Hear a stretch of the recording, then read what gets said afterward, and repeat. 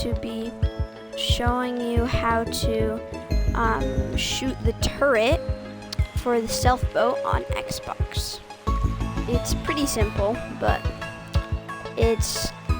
I haven't seen any videos about it or anything telling you how to do it, so I just thought I would show you.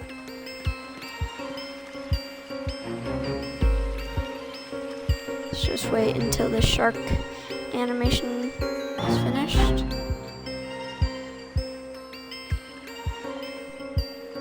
So all you have to do is, when you're doing on your controller, if you don't know, there's numbers on the top of the controller, those buttons, and if you press the button called RB, then if you can aim and it will shoot like this.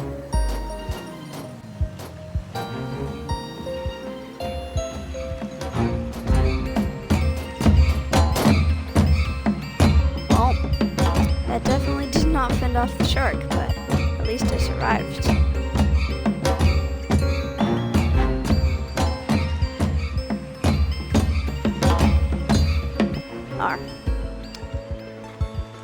You know what I meant, but thanks for watching, and please subscribe.